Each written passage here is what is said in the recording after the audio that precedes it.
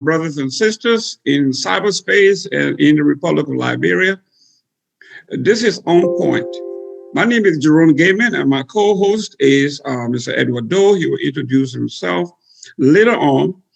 As usual, this is a very informative and educational debate show that brings together two of Liberia's best, in my own opinion.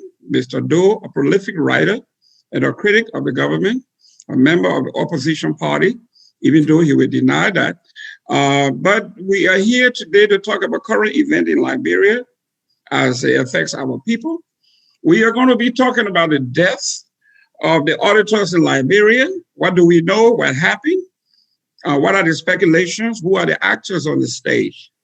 We are also going to be talking about the CPP, ANC, and COP fallout. What do we make of that? Who are the actors? We'll be looking for solutions. We'll be looking for suggestions on those ideas. We will also be discussing the protest, the upcoming protest. What have protests done for us in the past 2 years since President Weah came to power? What has the CPP, COP, ANC accomplished from past protests? We are going to be discussing the stimulus package. What happened to that stimulus package? How far have they gone? Who is benefiting? We are also going to be talking about members of the opposition party or members of the opposition being on government payroll. As we understand, most of them got affected by the ghost payroll cleanup. So are these protests predicated on some of these things, those who are benefiting from the government illegally, not working but getting paid at taxpayers' expense? Are these some of the reasons why we're seeing constant protests? We are going to be talking about the Liberian dollar shortage on the market. Why, how, when, and what can we do about that? And then finally, I will be making my recommendation book of the week. Mr. Doe, yes, what do you have on your end? Yes, good afternoon, everybody. This is Edward Doe. As Jerome said, I write a lot. I'm an opinion columnist, write different issues. Yes, I'm very critical of the Weah administration, but I just want to remind you guys that I'm not affiliated with any political party.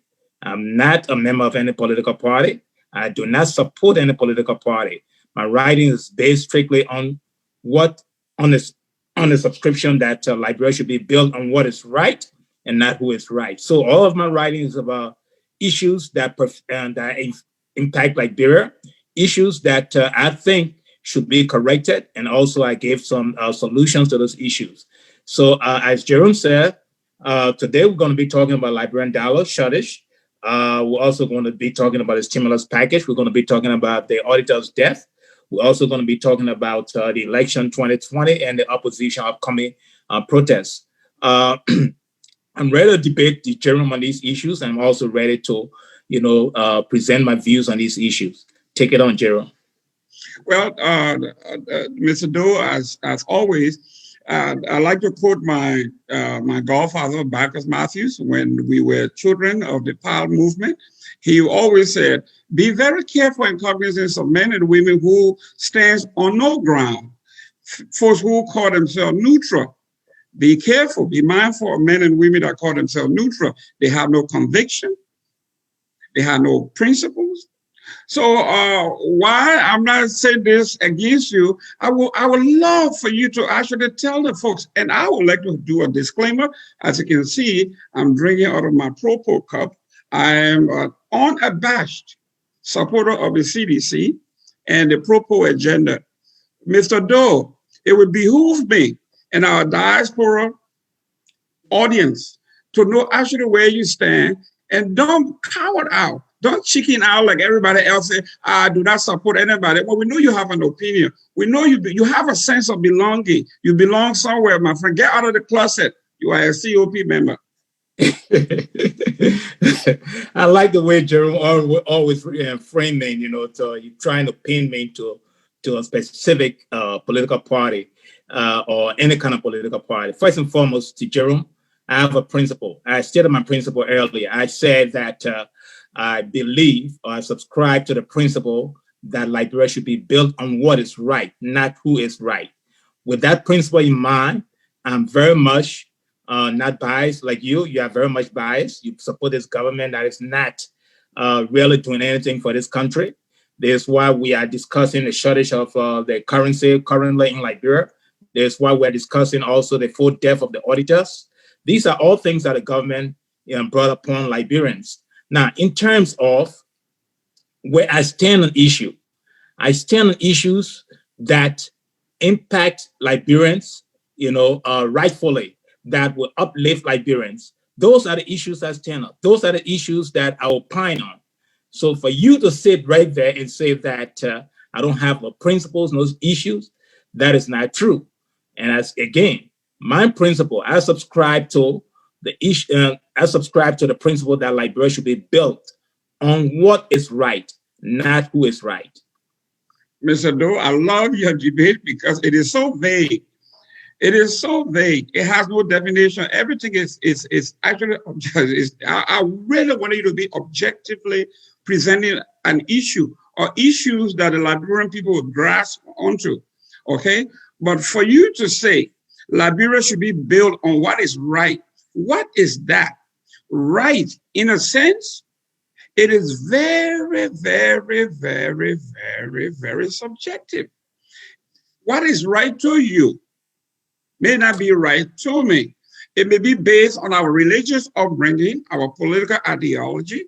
So as I'm a conservative, okay?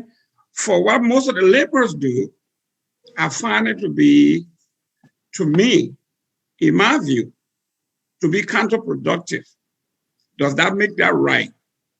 So you are saying Liberia should be built on what is right. It's very, very subjective. It tells me again that you actually have no principle.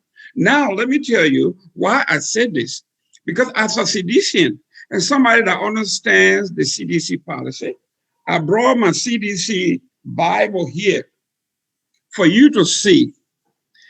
The Bible of the CDC, the pro-poor agenda, built on 4 principles that was agreed on by the World Bank, the African Development Bank, the EU, that these 4 pillars going forward in Liberia, for Liberia to succeed, Liberia's success and its future lies on these 4 pillars. All right. Yes. So this is where we are at this point. So based on these 4 pillars, Liberia has been moving forward. Now, let's look at justice. Okay, we are going to be talking. Let's begin with Jerry. Can I interrupt you a second, please? Let me respond to what you said. You said that I don't have any principle, and my principle that I just express is very subjective. That's not true. I said that I subscribe to the principle of Liberia should build on what is right, not who is right. Who is right. Now, who is right is subjective. What is right is objective, and this principle is an advocacy principle. This is what I'm advocating, that Liberia should be built on what is right. Now, if you go to the different current issues on Liberia, what is right is what I'm advocating on those issues. When we talk about the issue of shortage of currency, we talk about the issue of the full auditors, those issues, you will see that I'm objective on what the government should do that is right. So let's discuss this issue. Let's start first with the 4 auditors. This is my position with the 4 auditors. The 4 auditors, I think the government is being lazy. They're hiding stuff, and they don't want to come up front to the Liberian people as to who killed these auditors. First and foremost, in President Weah's sermon, one of his sermons, he said that those 4 auditors were killed. Apparently, President Weah has some evidence to show that those 4 auditors were killed. Killed by who? Weah cannot tell us. Nobody have told us, whatsoever. So the point here is, if those auditors are killed, as Weah stated in his sermon, one of his sermons, then the government should be definitely investigating and let us know. We should demand that they tell us who killed these auditors. For 4 auditors to just be killed in a short period of time is not right. The government is hiding something. and the we government is hiding something that is auditors and found out. So I leave with you to tell me something different. If you can explain to our audience, why did President Weah say that these auditors were killed? Mr. Doe, this is why I like to debate you, because you are always off point. I'm talking about we're talking about far left field. You are off point. You are so off point, you shouldn't be on this show. Because first of all, when the president made that comment, there were only one accident or perception. It was Gifty and Mr. Peters, I think the names are. The first death that happened. So you cannot say the president said all four. When the president made that comment, it was only one accident at the time on Broad Street. We don't know whether they were killed, whether it was suicide, whether they were murdered. We have no clue. The president made a comment. If you guys are saying somebody killed them, why should you kill an innocent person? What would be the reason? He was as puzzled as you and I are. Based on that, the president, knowing what you would say as a mouthpiece, as a prolific writer who writes subjectively, who also connive with opposition papers like Front Page Africa and other news people who just write erroneous headlines to get the attention of people, you came up and you ran with it.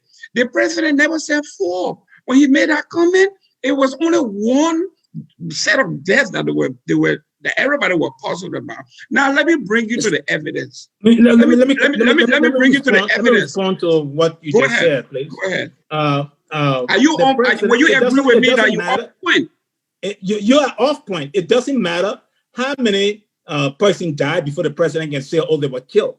The fact of the matter, the president said they were killed. You didn't say it was an accident. You didn't say, oh, they died suspiciously. You said they were killed. So the president should have some sort of evidence. He probably know who killed them. So it means that this president knows something about these first two people that were killed, to make such a comment. Then later on, two other people were killed. The president knows something that we don't know. So for the president to come in his church and tell his congregation that Gifty and Peterson, the first two that were killed, the president has some information that he needs to let the Liberian people know. Now, you are off point. You are hiding stuff from us, conniving with the president and CDC to hide who killed these people. These people were killed for a reason, because they had some damaging information, some damaging auditing information that they wanted the public to know about the $48 million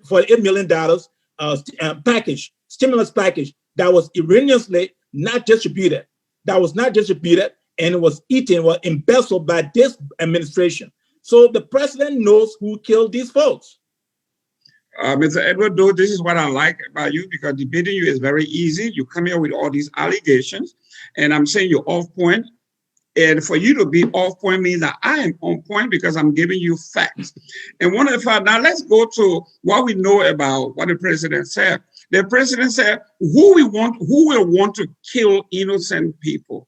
Now you are saying the president knows that these people are killed, and all of the things that you are taken from Front Page Africa and all of these erroneous things, conspiracy theories all over the place. I know you believe in Bigfoot also, but let's look at what we are looking at here. Okay, auditors. What do we know about the auditors? We are finding out in Monrovia that there are several love triangles going on with these deaths. Now let's look at the last one, Mr. Nyonswa. Mr. Nyonswa's death, we are now from reliable sources in Monrovia. On his phone, we are receiving messages and information that Mr. Nyonswa and Rodney Sie, the editor-in-chief of Front Page Africa, were in a love affair with a particular woman. Both of these guys were vying for a woman. And Rodney Sie, up to the time the man died, was sending naked photos of this girl to a dead man's phone. Okay? Now we are talking about practical evidence here, where information from cloud, information from both phones. It's saying that there are information coming directly from Rodney Shear to Mr. Nyanswa's phone, even to the time of his death. That love triangle is now being investigated. From our reliable sources, Rodney Shear and Nyanswa have something in common. So in any debate, whether there is murder, the fact finding begins with motive. Who has a motive? Who has the opportunity? And why? All of these dots have to be connected, and they are connected there, and you will be shocked. This is the fact. Jerome, there you go again with your off-points analysis. You know, I'm on point. You said that the president asked a question: who will kill these innocent people? The president made a statement. There was not a question he asked during a sermon. All right. Please go back and listen to the president's sermon, because apparently you may not have listened to it. Apparently you were shoved with this voice to come on this show today to tell us the president asked a question after I brought it up that the president stated that these folks were killed. So go back to where you got that information from, or who shoved you with that information that the president asked a question. The president did not ask a question. Now, going back to those folks that were killed, the incident you just described, this was after the fact. After the fact. It doesn't mean that Rodney Shear had a motive. There was no way Rodney Shear. Are you telling me that Rodney Shear is a killer?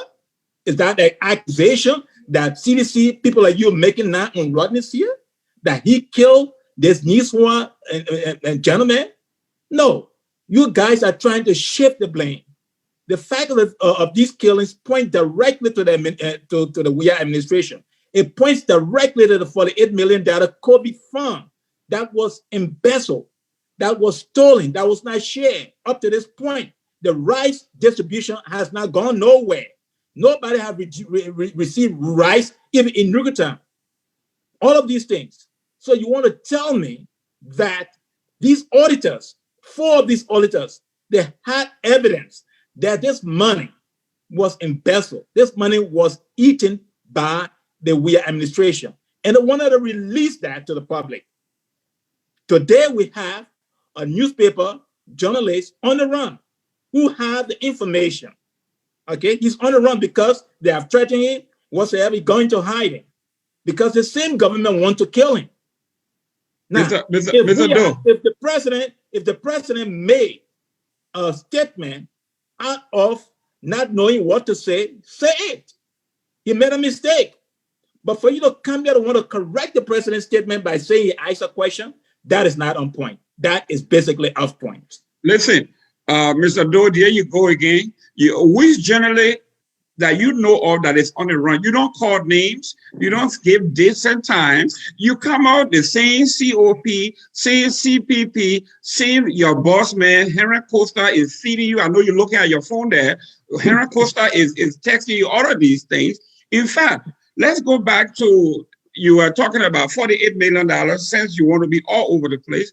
I have to correct you on that. First of all, we all, including yourself, we have agreed that the government needed to have somebody independent, credible. So are you discrediting the World Food Bank? The World Food Program? Are you discrediting the World Food Program? They're the one that were contracted. You saw the contract. You saw the check that were written to the World Food Program. When the World Food Program made the remark, when you listen to Dr. Tappet before Congress, he said a report that he had is that places that were targeted, okay, because of the bad road network, they had to go into gear option number 2, which is to actually make arrangement with foreign countries to get foreign vessels to travel along the southeast to make delivery. These things take time. You're talking about Nukutam. Nukutam is a step away from downtown Monrovia. That's no problem. But for you to say that the money was embezzled and that the auditors saw the money being embezzled. In fact, who does the editor work for? The editor works for George Weah administration. And the auditors, they were all now auditors, even though they work in the auditor's office. They have different things to do. And they all were not auditing the government. They were auditing just revenue stream. So we are talking about a minute part of the administration. And now you are going all on the tangent that we are chasing journalists. We're trying to kill journalists. The government is killing people because they find out something. In the meantime, your brother Costa is on his show talking about Ticlo was hired by 12 to go out there and kill these people on the beach. And Martin Cully is out there showing some fake picture of some guy named Ticlo. Whether that picture was taken in 1990, 1985, 1970, nobody knows. He's trying to make that quantum leap that this man was on the beach. So if there's sand, someone said there was sand on the body in the car. So he's making that quantum leap, that sand on the beach where Ticlo was, to sand on the body means that this guy killed these people. These are the kind of information that people like you, a man who has gone to school, who have learned something, and you think will be very, very analytical. My friend, there's something we teach in this country called character counts. When you say things, you should be thoughtful that at some point it's going to come back to haunt you. We'll be asking for evidence. When you are saying the president is chasing journalists, who is this journalist? Where did we chase that person? Why is the person in the hiding? You are calling no need. You just come here with you're throwing everything out the wall. Jerome, you're off point again. Okay. Now, the editor of Parrot newspaper is the journalist that the government is chasing. He's in hiding today. I don't know his exact name, but he's in hiding. I'll be frank here, but he's in hiding. All right. So this auditor has the information. The information was passed on to him by, I think, Nanswa, the guy that he killed recently. So this auditor has the information, and the information has been spread out to other people. Hopefully, I'll probably will get this information on our next show to share with you. You know, if I get the information, probably our next show say I'm going to write an article on that. So hopefully, I'm trying to get this information. This information has been distributed somewhere, and some people will share it pretty soon on Facebook and will share it with me. So the editor of Parrot newspaper is in hiding today. So if you want to talk about who's in hiding, who's the government is chasing in terms of this information about the $48 million COVID fund, it is the editor of the Parrot newspaper. Now, let's go back to the issue of the contractors. You said they'll hire some contractors from the World Bank and things of that nature. The government accused and said that these contractors, the head of the contractors, was corrupt. He was not doing the proper thing, the fund or whatsoever. But then, up to this point, the government stopped the distribution, stopped the implementation of or the sharing of the money, the rights, and all that stuff. If you found the head of a contractor, you know, corrupt, why didn't you just remove that head, prosecute him, and deal with somebody next in power to continue the process? Why would the government just stop the entire process and these people haven't gotten the rights that they should be getting for the COVID funding and things of that nature? Now, another thing, you said the roads are bad. That's a poor excuse. That's an excuse. Right in Monrovia and Yucatan, the people haven't gotten their rights. Then you're talking about roads are bad for the interior people. So why are you saying about the people in Yucatan that haven't gotten their rights? What are you saying? This government is not honest. This government is a rogue government. This government is not doing right by the people. Mr. Doe, let me tell you again why you left field. Now you are saying you want to legitimize your accusation by saying the proof is out there. It will soon come out. The editor passing this information to somebody out there. The information will soon come out. But my friend, if you want to be objective, okay? If the COP wants to be very, very objective, if the CPP wants to be credible, then you guys need to come out with facts. Why are you saying some newspaper named Parrot, okay? Parrot is in hiding. You are getting the information. about the Paris being in hiding. You don't know who the auditors are, the editor of the newspaper is. He's in hiding somewhere. He's passing you information, but does not pass the actual information that you are accusing the president of the $48 million being embezzled. He's not passing the information on to you. He's not passing the information on. The information will soon come out. Somebody, you got to mute your phone. So here we are again. You are coming out with these erroneous accusation with no proof, no evidence. How can you come on a show? This is not a Jerry. I think you need to go to Jerry Springer show. Okay, this is not a Jerry Springer show. This is a show where you need to come here to entertain our Liberians in the diaspora with facts, without innuendos and accusation. You are saying that your friend, the editor of some paper called Parrot newspaper, has all this information. He's in hiding. He has his laptop. He has his internet. He has his Wi-Fi. He has his data. He cannot publish this information, but you are saying it is there somewhere in cyber. So somebody has it, but you don't know who has it. So anyhow, let's move on. Yes. I cannot wait for you to bring the information, and I'm not going to hold my breath because the information is not there. You are going to go to Costa, and Costa or Prophet Key is going to give you something that you're going to come out here like they did.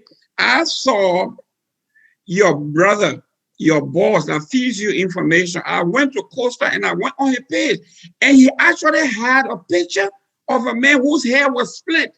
And he said, there was some guy on a motorbike that was driving and pulled this man out and split the man's head in two, and he had a picture. We just found out after our forensic expert had gone through that. Let me tell you something, Mr. Jerome. Liberia. So don't go there Mr. with this thing. Come Mr. out Gamer, here with facts. Mr. Gamer, you are coming out here with frivolous allegations from your COP folks. And you just wrong. You just Mr. Gamer, can I interject a second, please? You have far off point. My source is not Costa. No, my source is Prophet Key. I don't even listen to Costa. I don't even listen to Prophet Key whatsoever. I'm not going to disclose my source to you here on this show, but I have a credible source. All right. So my source is not Costa. My source is not Prophet Key. Let's move on to the next issue. The next issue is the currency shortage in Liberia. Here we go again. $4 million. The government printed a $4 million currency. Up to this point, they said that they only circulated about 120 million. On $200 million whatsoever that's in circulation. They need more money to be printed. So where's the balanced money? Where is this money going, Mr. Gamer? I mean, you have a government, $16 billion was missing when they came into power. Then we did, with the 12 thing, we did another, I think it was 12 million or something like that, to put in the economy. Mr. 12 pocket that money. Now today again, the same CBL in your government, you choose this new guy. Your government put in this new guy, the head of CBL, to run CBL. Now he's asking for more money. He said that they have to replace the mutilated money. They want to print new currency. What is our government doing about money? Everything is money, money, money. For the $8 million COVID money, it's non-existent. Now there is a shortage of currency in the country again.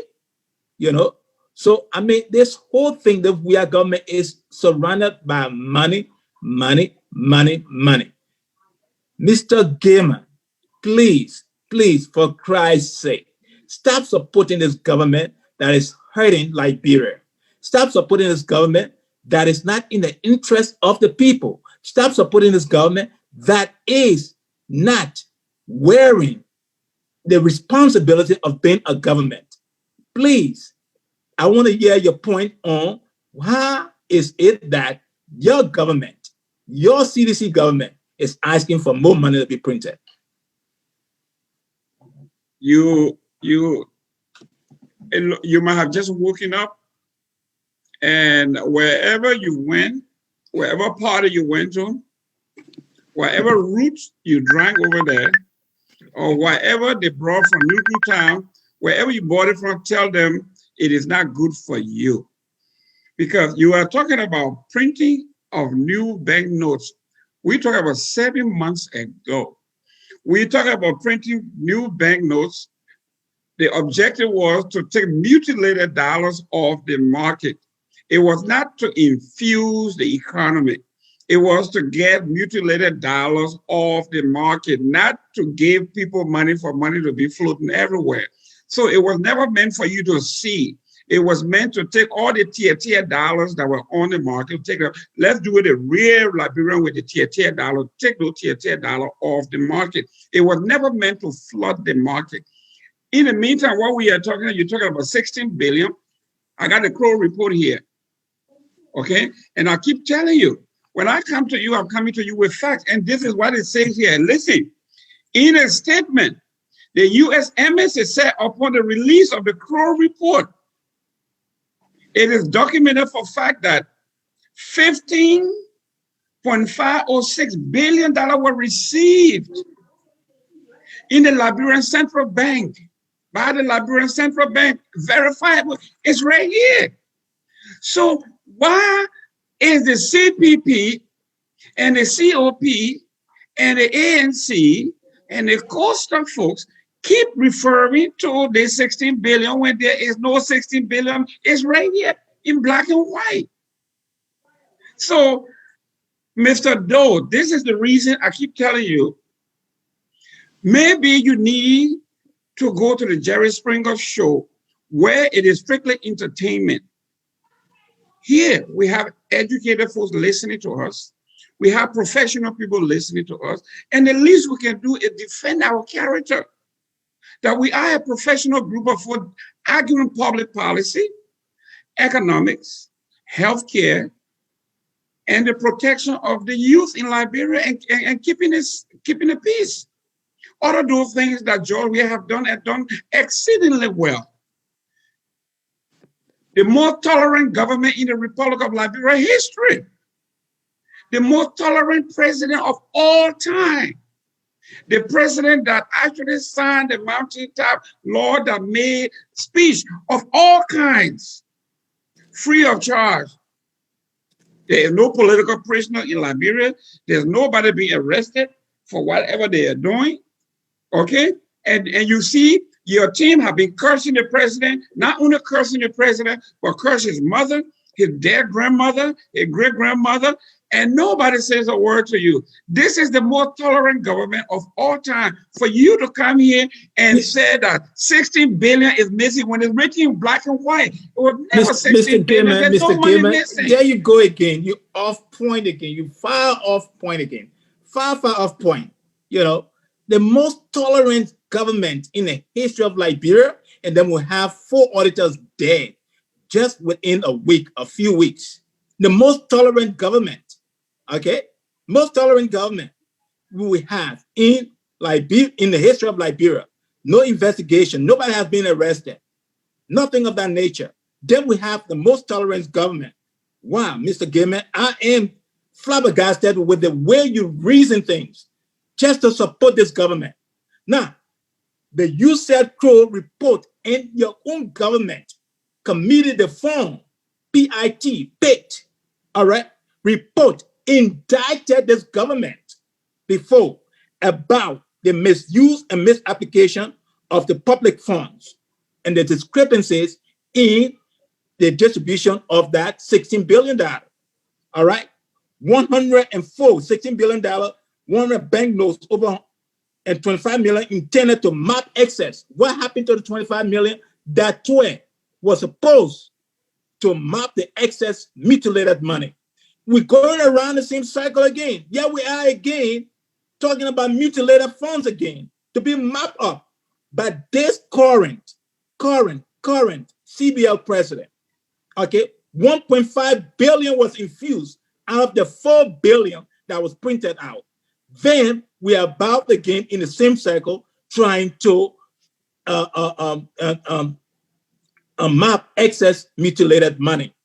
What is going on here? I mean, Mr. Doe, we don't have, Mr. Doe. we really don't have, wait, let me finish my comment. You can comment.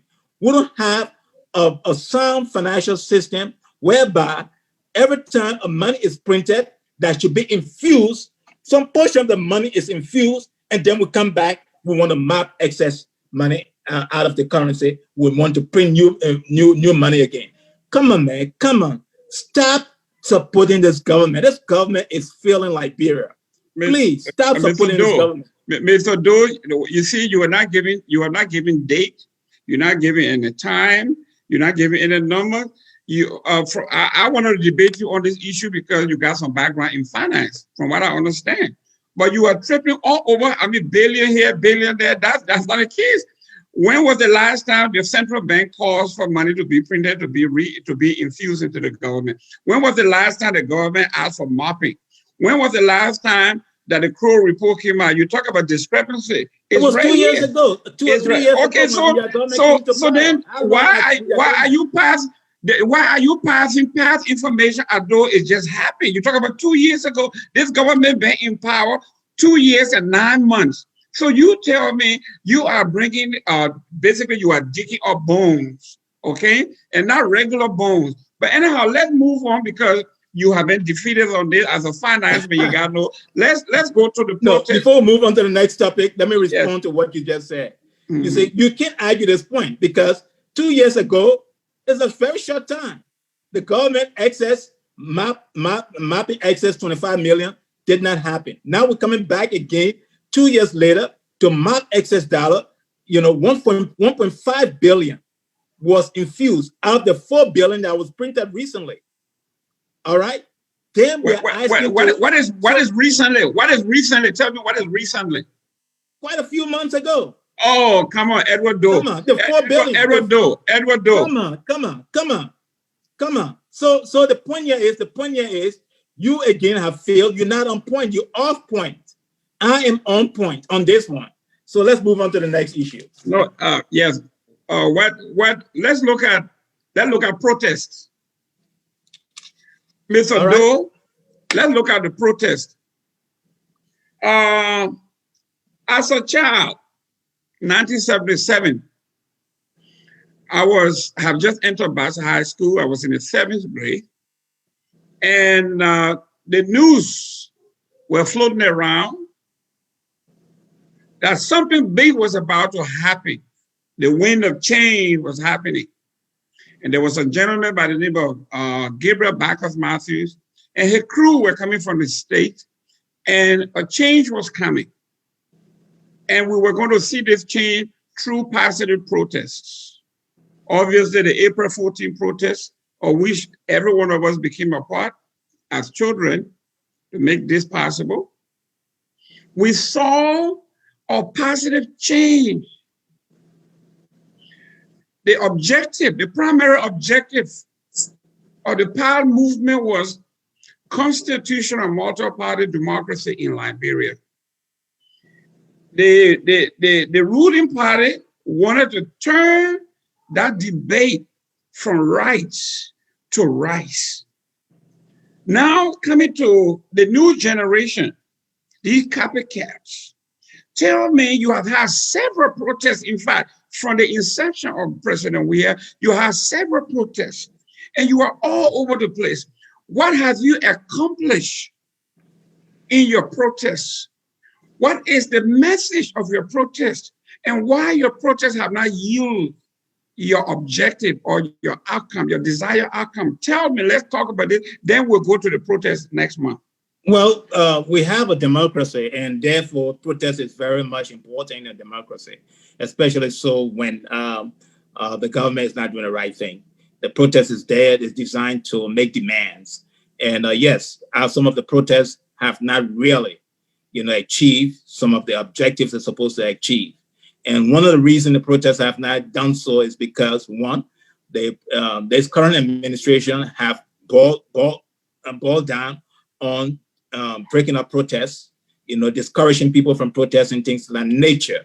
And the quite recent protest, the one that was headed by Costa before he he matriculated to the state. That protest, you saw that use hot water to spray on the on protesters. You know, government came in there, you know, using their baton or beating up protests. You saw that. So the protest was peaceful. The government did not have to use such a force. You know, the protesters were not fighting with government, things of that nature.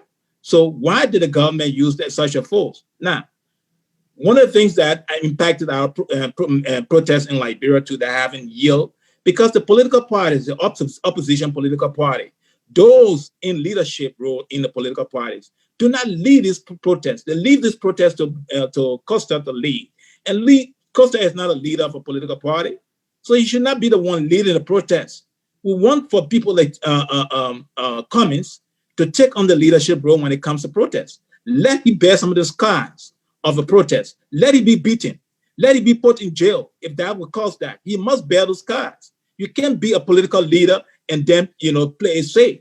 So for Cummings and Ure them to be in the background and not leading the protest, they are deceiving those people who wants to protest, the young folks that want to protest. Yes, Costa can be the voice of the protesters, but Cummings and Ure and Boycott, they have to take leadership role. They have to march with the protesters. We don't see them marching with the protesters. We don't see them on the streets. So that is one of the reasons the protests have not galvanized to produce the kind of result that is needed. Well, Edward Doe, for the first time, I'm going to commend you for being on point. You have admitted why protests under this particular leadership of the so-called opposition has failed and failed miserably. I give you a context where protests have yielded positive outcome.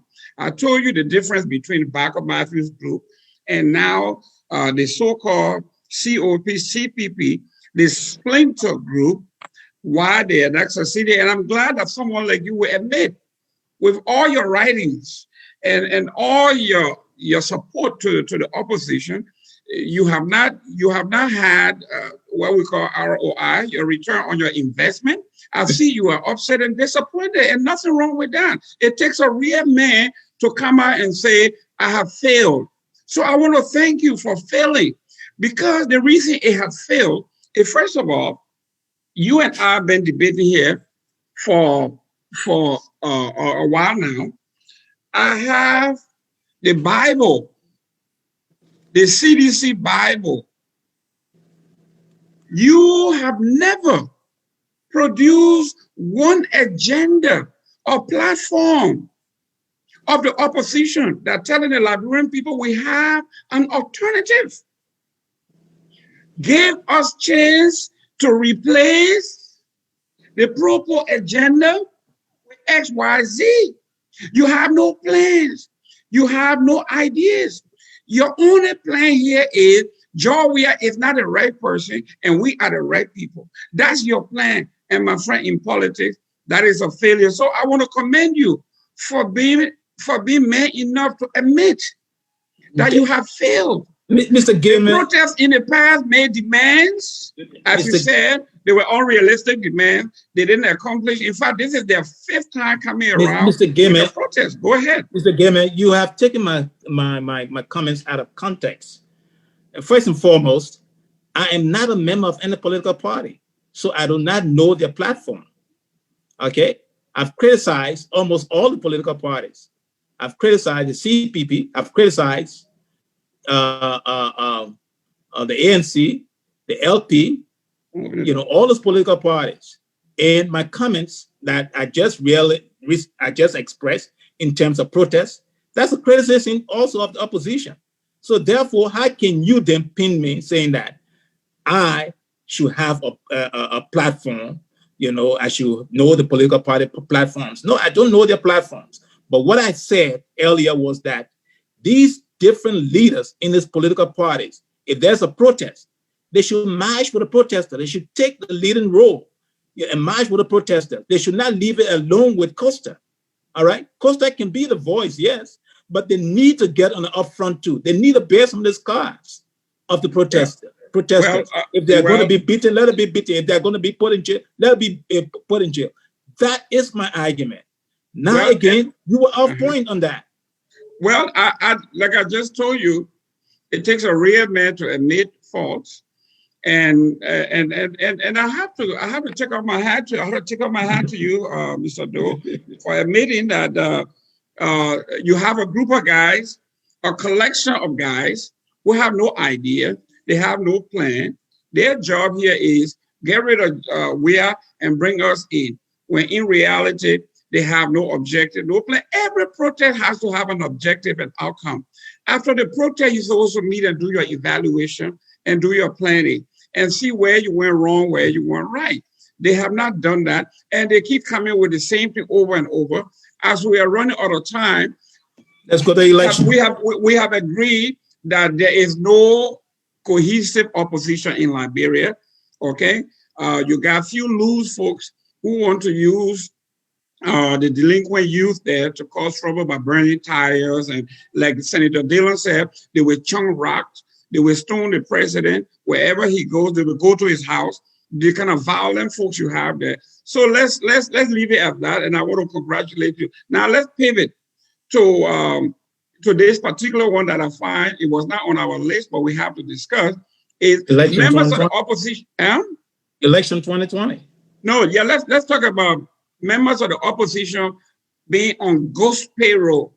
Let's discuss that a little bit, because according to reliable sources from Liberia, from the media, and people from within inside sources, they found out that a recent payroll cleanup that took place at the Port Authority, one of the ghost names on there making $5,000 a month without showing up, without working, was Henry Costa and several more folks, total of 900 ghosts. But his name came out because he was one of those like you that have been taunting the government for being corrupt. So let's discuss the ghost payroll and Costa's being on the payroll in Liberia that was removed by Bill Twewe. Well, I don't have any information on that, but I'm going to speculate on this one. I mean, it is interesting that the Weah government have been in running the affairs of Liberia for over 2 years now, and then suddenly they come up with Costa was on a ghost payroll, on government payroll at the NPA. The thing is, I find it very hard to believe that. Or could it be that there's a conspiracy that the government actually brought about to kind of make Costa look bad? You know, that's my speculation. I don't know the details of what is going on in terms of the payroll. I don't know how they did their audit to find his names, you know, on the payroll, but it sounds more like a conspiracy to me, you know, so I'm going to leave it like that. No, Mr. Dole, let me take you back to Mr. Costa himself when he said he went to meet with the Weah administration and they want to give him $5,000, okay? And he told them that man like me would make $5,000. On an Ellie, I was making $60,000 to $100,000 per year, and you want to give me $5,000. Is he joking? That is quote unquote Costa. So for you to say that this is a conspiracy, we are talking about a man who admitted that on an Ellie, when he was put on the Port Authority Board of Directors to sit on the board, he was making from that particular entity alone, he was making $60,000 plus his ad, okay, and everything else that went on. And he said he was bringing close to $120,000 a year of taxpayers' money. And George Weah had the audacity to offer him $5,000 for the entire year. This is Costa. So what are you talking about? The president came on and he put in place an agency to audit, to get ghost names. Do you think the protests in this country, in Liberia, you think it just happened overnight? The protest, in that protest, people who are leading that protest, most of them were the ghosts we are talking about. Talk to most of your friends that you went to school with at St. Patrick. Mr. Gaiman, most of those people are ghosts. I won't be surprised your name were on our list too. Mr. Gaiman, my name can never be on in such a list. First and foremost, you off point again. Yeah, we go again, the government doing an audit to remove ghost names from on payroll. But the government cannot do an audit on the COVID funds, that is $48 million, The audit that was done, the government tried to suppress that audit by getting rid of 4 individuals, and then also too, there are other audits that the government should be doing in this administration. They haven't done that, but they will go to the NPA suddenly and them do an audit, and suddenly Costa names appear. That sounds to me like a conspiracy, Wow. Comparing apples and apples to me. Let's move on to the next issue, please. Election. Go ahead. Election 2020. Okay. Election 2020. Yeah. Mr. Doe, CDC has gone into Operation Nucleus. During the Charles Taylor time, they used to call it Operation Octopus. That means that we got the government has, we are targeting all 15 Senate seats. All 15, not 1, not 2, not 3. We are going after 15 Senate seats. And we're looking forward to winning 15 out of 15. That's the amount of work we are putting in. We are leaving no stone unturned. And if you look at Front Page Africa today, you can see that this thing is sinking in. I have a friend who was partially a spokesperson for Darius Dillon. He called me this morning. He's complaining. And I asked him, I said, Mr. C, where are you? He said, I'm in Dixon, California. I said, but election is coming up. You are on the Dillon team. You are over here trying to help this man win election. What are you doing here? And you complaining. He said, well, I just got married. We are newlywed. I keep with my wife. And we are here having a good time. We are here to have our medical checkup. We're here to do all of those things. And then maybe I'll go home in January. So these are folks who we are saying are not committed. They are not working. They don't want to work, but they want to earn it. And on the other hand, I have reliable sources on the ground who are telling me that day in and day out in Monserrato, T5, the incoming senator, he is working all 17 districts day in and day out, non-stop. He is not waiting. He is not praying. He's not leaving it to God. He's earning his keeps, and he's hoping to have a return on his investment come December 8th. So you opposition, you are here in these United States. You're sitting around in the Virginia area. Everybody think you're in Newtown, but you are not. You are here. You are pushing off fire, we say in Liberia. You are a political arsonist.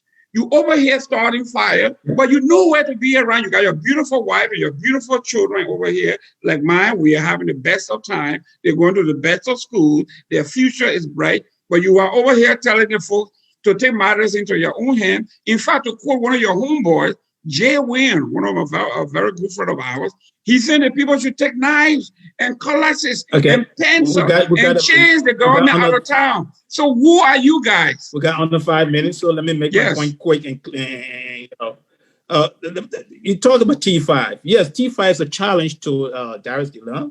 Whatsoever. He was once a 3 times representative.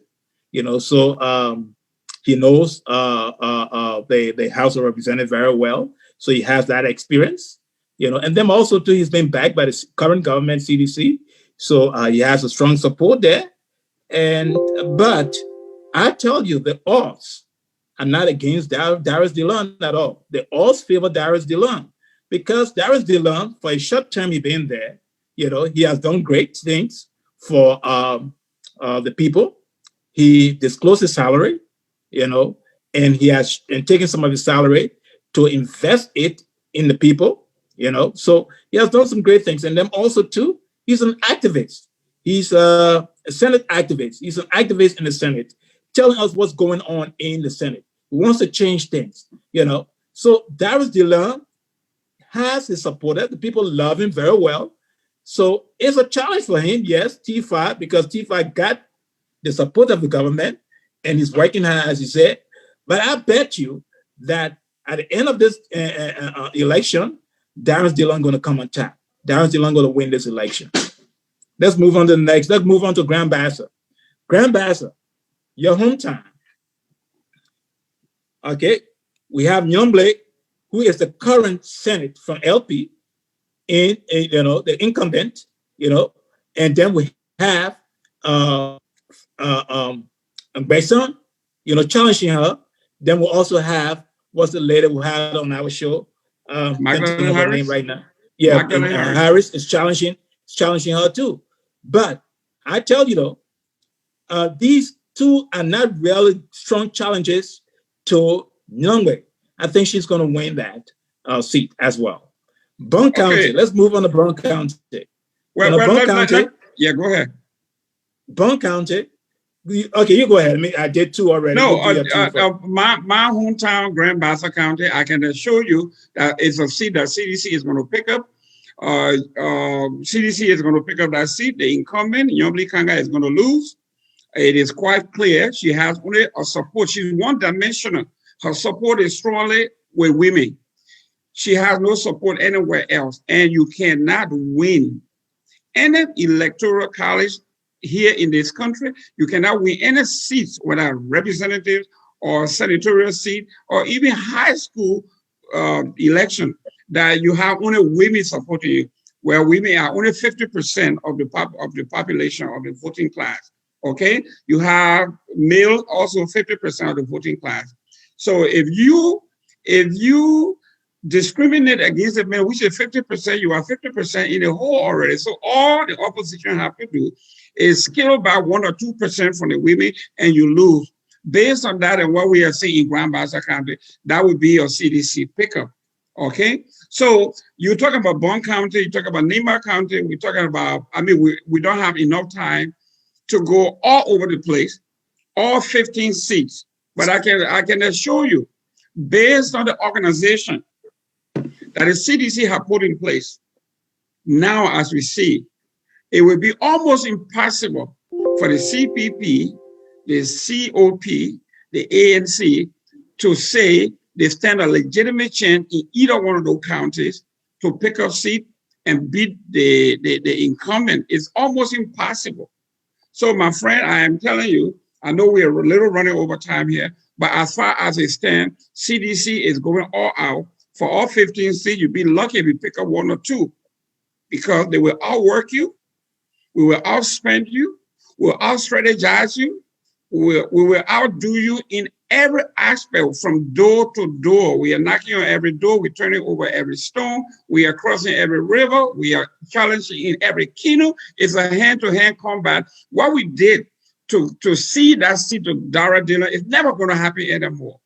This is where we are. So in closing, Mr. Doe, go ahead with your closing statement. Well, my closing argument will be very short and brief. I just want to reiterate certain things, or maybe make comments to certain things.